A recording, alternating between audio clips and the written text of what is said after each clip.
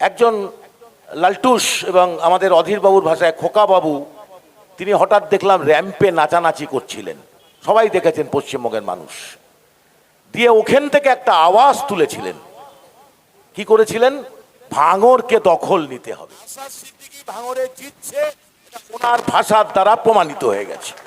কেন? আমি সচরাচর আমার বক্তৃতার ঢঙে আমি কখনো অন্যের আলোয় আমাদের আলোয় কাউকে আলোকিত হতে দিতে চাই না, শত্রুপক্ষকে দিয়েও না। কিন্তু একটা বিশেষ ঘটনা ঘটে গেছে। আমায় কালকে বহু সাংবাদিক ফোন করেছেন এবং ইন্টেলিজেন্স ডিপার্টমেন্টের লোকেরাও ফোন করেছিলেন। বিষয়টা কি আপনারা জানেন? একজন লালটুস এবং আমাদের অধীরবাবুর ভাষায় খোকাবাবু, তিনি হঠাৎ দেখলাম র্যাম্পে নাচানাচি করছিলেন। সবাই দেখেছেন পশ্চিমবঙ্গের মানুষ। দিয়ে ওখান থেকে একটা আওয়াজ তুলেছিলেন। কি করেছিলেন? ভাঙড়কে দখল নিতে হবে। আর ঠিক ওই দিনই, যদিও তার সাথে মেলাচ্ছি না, আমি ঘটনাটা বলতে যাচ্ছি এই কারণে, বিশ্বের তৃতীয় বিশ্বের দুনিয়ার জনগণের পয়লা নম্বর শত্রু হচ্ছে মার্কিন সাম্রাজ্যবাদ, আমেরিকা। আর ঠিক ওই দিনই আমেরিকার ট্রাম্প ভেনেজুয়েলাকে দখল করবার জন্য, ভেনেজুয়েলা যারা স্বাধীন একটা রাজ্য লাতিন আমেরিকার, সেখানকার একদম ঘুমের ঘর থেকে সস্ত্রীককে তুলে নিয়ে বন্দি করলেন, দখল নিলেন। আচ্ছা, দখল নেওয়া মানে কি?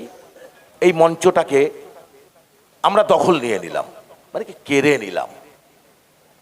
ঠিক একইভাবে পশ্চিমবঙ্গের রাজপুত্র কে তিনি? আমি এটা দেখাই না, খুব ইন্টারেস্টিং আপনাদের দেখানো দরকার। কারণ আজকে এই প্রশ্নটা উঠছে যে অত বড় র্যাম্প কালচার পশ্চিমবঙ্গে কেউ কোনোদিন আনেনি। ওটা সাউথ ইন্ডিয়ার কিছুটা কালচার। এটা দেখুন,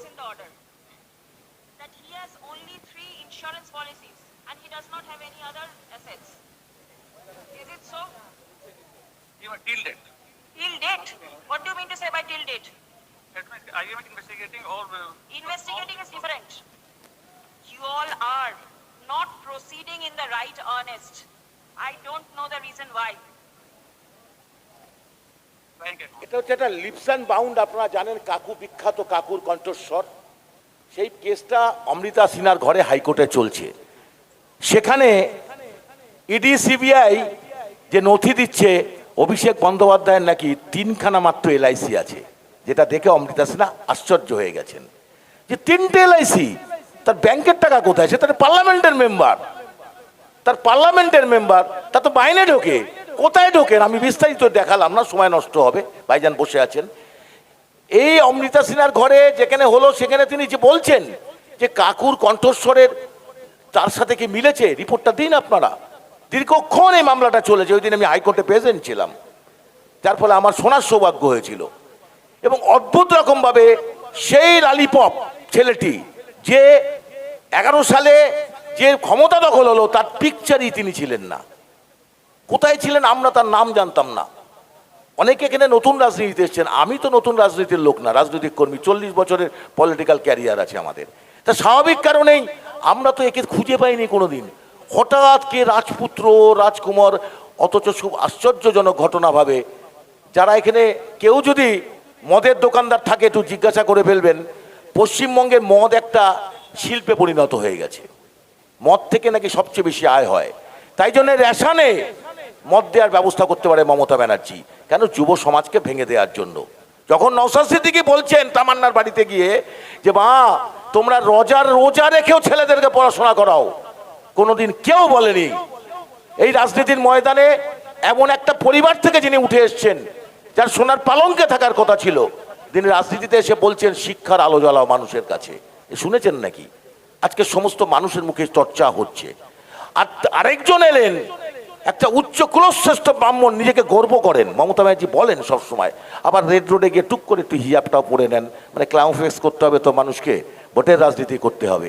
তো সেই উচ্চ কুলশ্রেষ্ঠ ব্রাহ্মণ বলে দাবি করেন যে অভিষেক বন্দ্যোপাধ্যায়, তিনি তার কালচারটা কি, ওটা শুধুমাত্র এখন আপনি মদের লাইসেন্স প্রাপ্ত যে সমস্ত দোকানদার আছে তাদেরকে একটু জিজ্ঞাসা করবেন, দাদা মদটা কোথার থেকে কেনেন?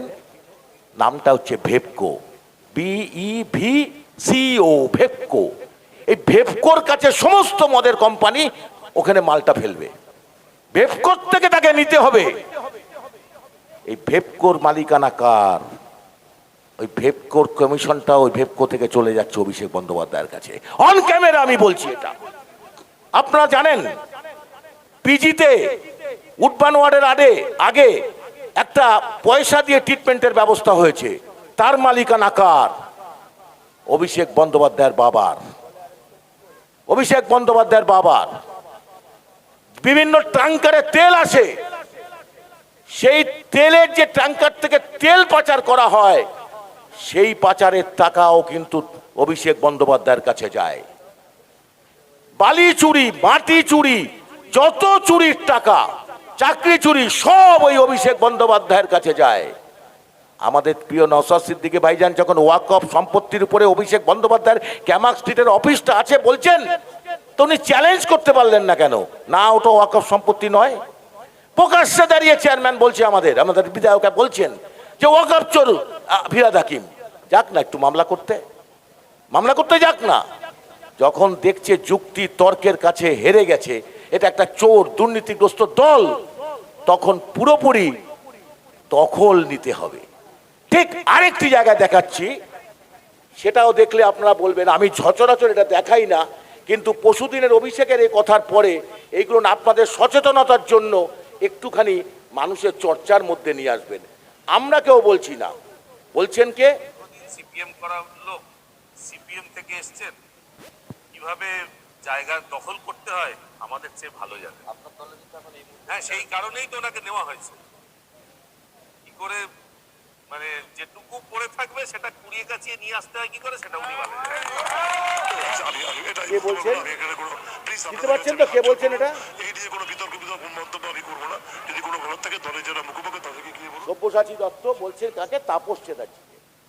তাপস চ্যাটার্জিকে দায়িত্ব দেওয়ার পর সব্যসাচী চ্যাটার্জি বলছেন যত সিপিএম করতেন স্বাভাবিকখানেই যেখানে যেখানে কুড়িয়ে থাকে সেগুলো কেড়ে নিয়ে আসতে পারবেন। তাহলে আপনাদের নটোরিয়াস ক্রিমিনাল তো সেই ক্ষেত্রে প্রযোজ্য হয় নাকি? সব্যসাচী দত্তের ভাষায় নটোরিয়াস ক্রিমিনাল তো সেই ক্ষেত্রেই প্রযোজ্য হয় কি হয় না? আমরা বলছি না। তাহলে ভাঙড়ের মানুষ কি ডিসিশন নেবে?